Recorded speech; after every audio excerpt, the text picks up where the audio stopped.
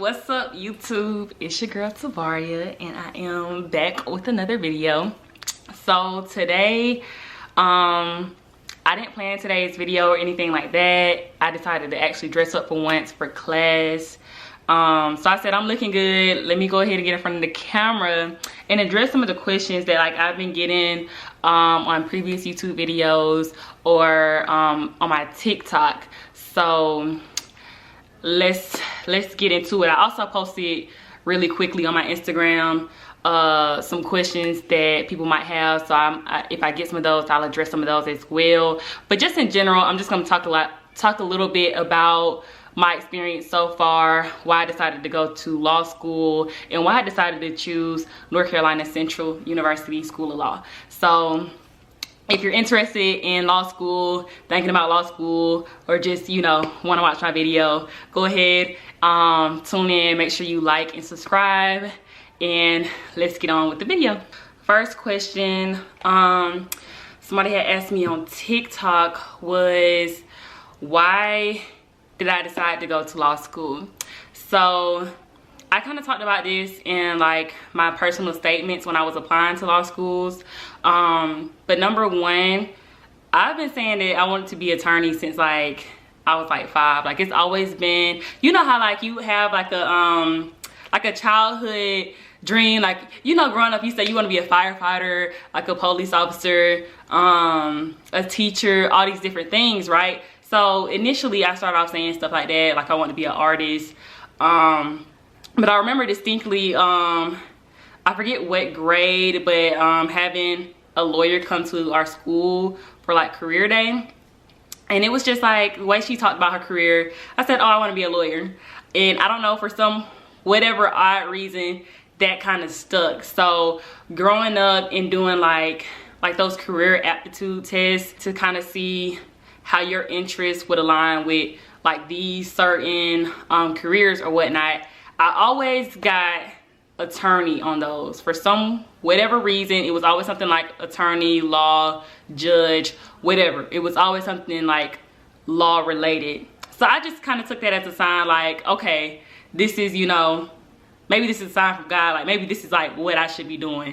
So I never really thought about doing anything else besides law. Like I said, it's like had been like my goal since 5. So like I'm like, I guess like a rare person, because you know most times people change their career goal in college, and for me it was just like always law, like always law. I couldn't see myself doing anything else. Besides that, I studied African American studies in college, and I mean, like, I've experienced, you know, like people in my family like going to jail, going to prison. Like I've experienced it like firsthand. You know, being that like I'm a first gen college student, low income, just growing up in a predominantly like black city, not city, but like town.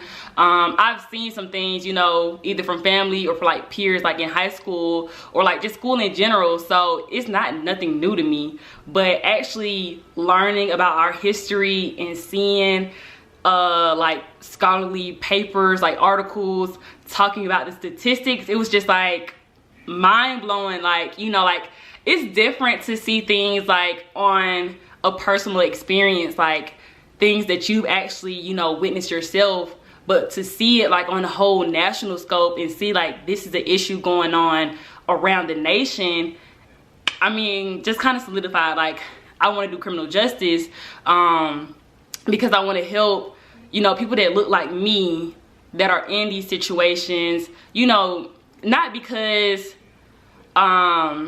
it's our fault to say, but because our system is really designed to put people of color behind bars. And I don't know, it's just like, you know, like seeing that, like reading about that and learning about that just really like solidified my want to go to law school even more.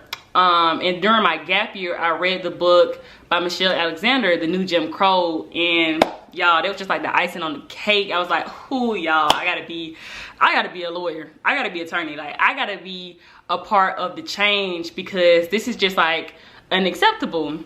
So that's pretty much why I decided to go to law school. Another person on specifically on TikTok was asking, like, she said she was deciding between law school and med school. For me, like I said, it was nothing but law, but med school wouldn't work for me anyways, because I hate science, I hate math. I took a biology class in undergrad my first semester, and it really made me want to drop out of school. Just because, like, math, you know, everybody has their own thing, but math, science, all of that, not for me personally. Anyways, I like to argue, so why not? Next question I get typically is like, why did I choose North Carolina Central University? Which is, if you didn't know, a historically black law school, and there's only 6 historically black law schools in the United States, so it's a really big deal. But in college, like I said, I studied African American studies, and I went to a predominantly white institution. So I just said, like, for law school, I want to try something different. I want to number one, go out of state, because I went to college in my hometown. So University of Georgia is in Athens, Georgia, and I'm from Athens, Georgia. So I said I wanted to go out of state and see something new, because I had been in Athens like my whole 20 years of life at that point. I also, like I said, wanted to try something new and get that HBCU experience. Like, I know it's not the same because I'm in like a professional, like, graduate school. I know it's not the same, but it's still like predominantly black versus being predominantly white. So one of the things I really love is, like, I can be in class and not think about my race for once, because at UGA I always felt like I had to think about the color of my skin, basically, because I feel like, you know, if I missed a day of class, like if I was absent, I stood out, because majority of my classes, like, I was like the only black person in class. So, like, you know, just being like self-conscious. Like, I feel like if I changed my hair, you know, the professor, other students, they was gonna notice, because, you know, I'm coming in with some soft locks or some braids one day, and then I come the next day, my hair is, you know, kind of like this, like regular. So I don't know, it's just little things like that. Whereas being at an HBCU law school, I don't have to think about that. You know, like, we all black, so, you know, I might see such and such got braids in one day, and she come in the next day with her hair out in a hat. Like, you know, I understand what's going on. Like, you know, she just took her braids out or whatever. So it's just like little things like that. Like, I don't have to think about my race on top of being worried about classes and whatnot.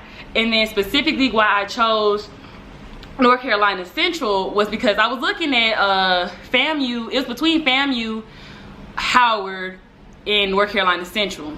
So Howard denied me, so that was off the table, but that was also like 7 hours away, so I probably wasn't gonna go there anyways. To FAMU, I was really looking at them. They were 6 hours away, so a little bit further than North Carolina Central, but the cost of living in Orlando, Florida was way too expensive, so I said no. North Carolina Central, of course, is in North Carolina, and I had thought about like living in North Carolina just because it's close to home. It's not too far from home, but it's not too close to home, if that makes sense. It's also very like urban. Like, it's like, you know, a lot of major cities here, like Charlotte, Raleigh, Durham. So I said, why not? It's bigger than Athens to me, but it's also not like fast paced like in Atlanta, Georgia, because I always said I couldn't stay in Atlanta because of the traffic. I got road rage, y'all. I can't deal with that. But that's one of the reasons. And then I went to Admitted Students Day, and it's just like, I don't know, at the school I really got like this family feeling. Like, I felt like, you know, the professors, like, they were just so nice. I feel like these are people I can go to their office hours and I can cry in there or something like that. But also, like, the students are just so, like, the students that were like helping out were just like very friendly, very open. And then here's the thing. So with law schools, typically there's one final, like one test makes up like your whole grade, and that's like your final. but North Carolina Central has this thing where they do 3 assessments for your first year. So 1Ls get first assessments, midterms, and finals. And that first assessment is like 10% of your grade, so it doesn't weigh that much, but they do this so that you can see, you know, if how you're studying is working or not, like, and that gives you the opportunity to change things around. So that's one of the reasons why I chose this school primarily, is because I'm like, this gives me an opportunity to, you know, learn from my mistakes without, you know, and it takes like a whole load of pressure off. Like, imagine you sitting in classes, no tests, no homework, because there's no homework in law school really, and you've been studying the wrong way, like you've been learning all wrong. You take this final and you fail, like that's your whole grade. So I really chose that just because, like, I really like that level of comfort I get, because although studying for the first exams was like very like nerve-wracking, I know it's only 10%, and I know I get the opportunity to go to office hours and review with my professor like what I could have did, or, you know, what I should have did, versus, you know, getting my final grade and I done failed, so I know I failed the exam or something like that. So pretty much that is why I chose North Carolina Central. It's only 5 hours from home. It's in a good area. Like, I'm right here by the capital of North Carolina.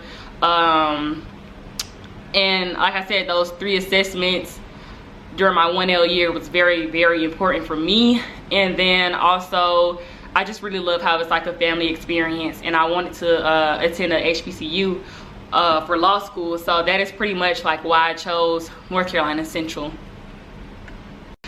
Okay, so another question I typically get is, what were my stats? So I graduated UGA with 3.59. It was not honors, because their honors is starting at 3.6. And y'all, I was so mad because I'm at a 3.59 and I had to have like a 3.6. But it's okay. I had a 3.59, and then my highest score on the LSAT was a 149. I did take the LSAT twice. My second time taking it, I got a 148. It is what it is. At North Carolina Central, I did get a scholarship, so I did something right, you feel me? I also graduated, like I said, from the University of Georgia. I graduated in 2 years, so I entered fall of 2019 and I graduated spring of 2021, and I took a gap year before coming to North Carolina Central. And that's to answer the question I get usually about like what stats did I have when applying to law schools. Okay, so one of the questions I got was, what's the hardest thing you experienced so far with law school? And this kind of ties into the next question, which is like, how is my workload? I think those two go kind of like hand in hand. And I would say the workload is the hardest things like I've experienced. I don't know, it was like everybody just telling me before law school, like, law school's gonna be so hard, it's nothing like undergrad. Going to admitted students day, faculty and staff were talking about like, this is nothing you've ever imagined, it's nothing like undergrad, all of this. And it just got to a point where like it was just very redundant. Like, I was tired of hearing it. I'm like, you know, it can't be that hard, like, you know. And one thing that kind of like, I don't know if it's just me personally, but kind of like what's irritating me about the process, or like coming like before law school, was that people kept saying like, oh, we know like y'all were like top of your class, like you're used to being like getting all A's, you know, like, you know, all this like, you know, just like expecting us like to being used to being top of our class.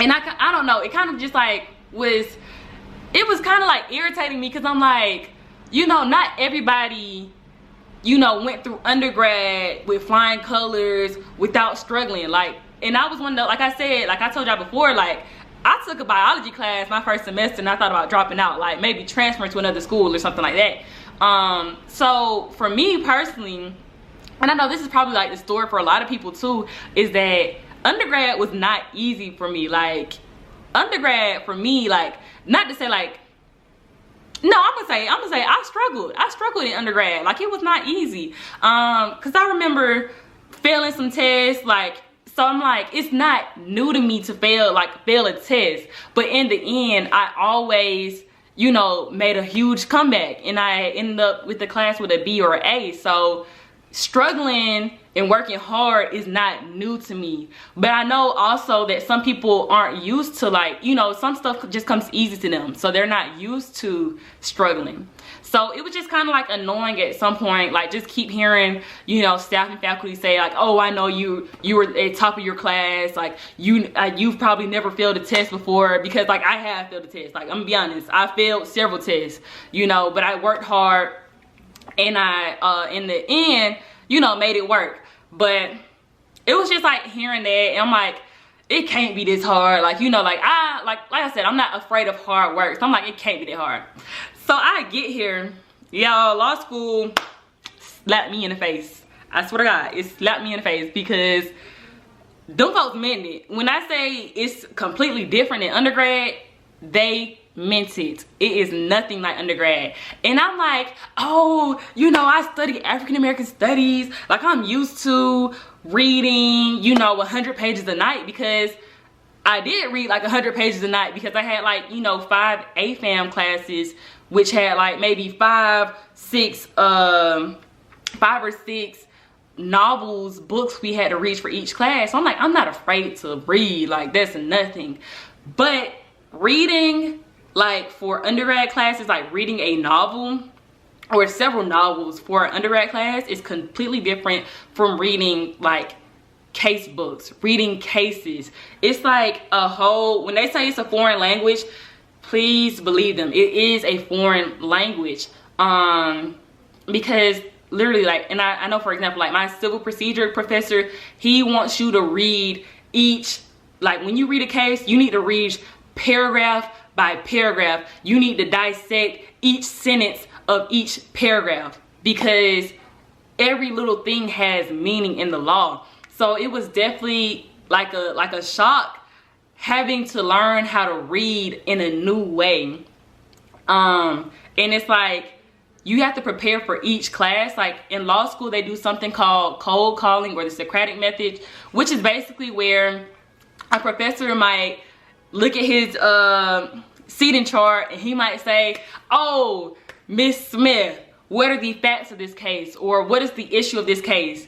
And you got to answer his questions regarding, like, what is the facts, what is the issue, procedural history, like whatever it is about that case. Like, you have to answer those questions. And like, so basically that means you have to prepare for every day, every class, like you might get called on that day.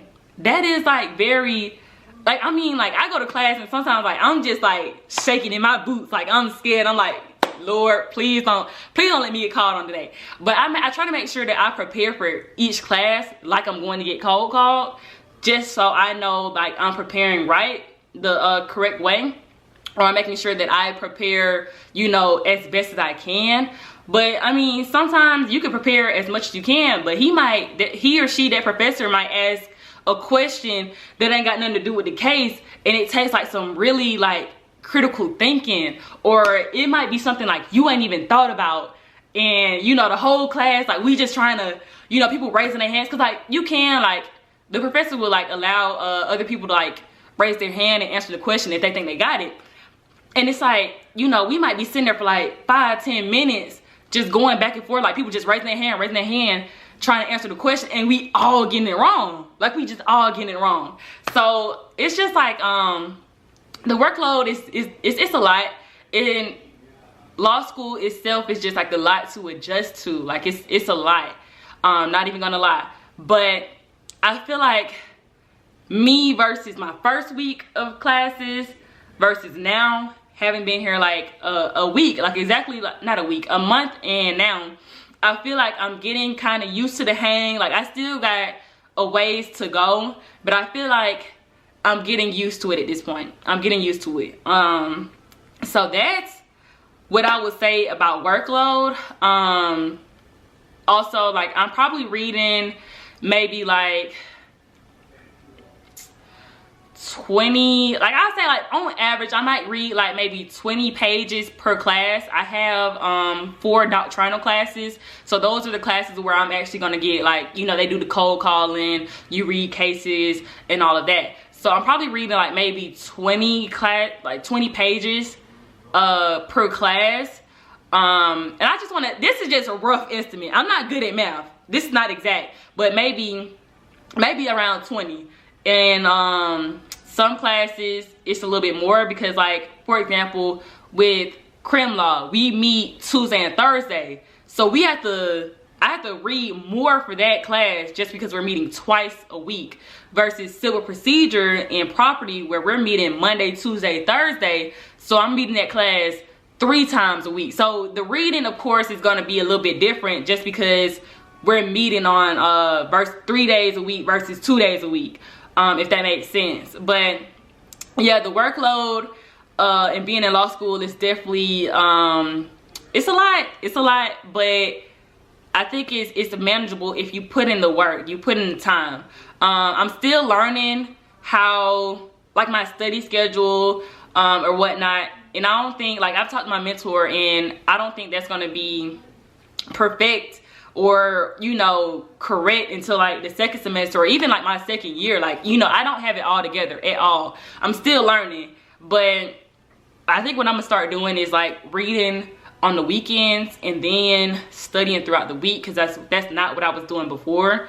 And we gonna see how it goes. I feel like law school is really like trial and error, and like going back to like why I chose NCCU, like, again, I just took my first exams like last week, and some of my scores are trash, but some of my other scores are, like, you know, good. So I'm like, it kind of lets me know, like, okay, what classes I need to put on the forefront. I need to give extra effort. What classes, not to slack, but am I okay a little bit? Like, I don't have to work as much. Like, it's coming to me. It's coming to me. And, you know, I don't have to put those on my forefront, if that makes sense. But like I said, it's definitely, law school is an experience. And that workload, when they tell you over and over again, it's not like undergrad. It's definitely not like undergrad. You know, not to be redundant and, you know, keep saying what you've already heard if you think about law school. But it's manageable. It's like I said, trial and error. It's trial and error. Okay, so I feel like I have talked enough. Of course, if y'all have any more questions, please feel free to drop them down below. If you don't already, follow my TikTok at Tavaria Smith. Also follow my law page at Legally Tavaria. If you want to stay in tune with my law school journey. Like I said, the workload is a lot, so I haven't been posting as much, but I do want to like, one of my goals is to start posting more of my content, just because I do want more representation of Black law students at historically Black law schools, because it's not, like I said, there's only 6 historically Black law schools, and when I was looking on YouTube or TikTok, I didn't see many students. You know, I saw students, like Black law students, but they were like at PWI institutions. So I want to give like a different approach. So if you have questions, comments, concerns, anything, please feel free to drop those below. Like I said, go follow me on TikTok and my legal Instagram. Also follow my regular Instagram as well. But yeah, like I said, I will keep these videos coming. Just trying to increase that representation, like I said. And if you're not already subscribed to my YouTube channel, subscribe below and like this video and let me know what you thought. Thank you. Have a good day.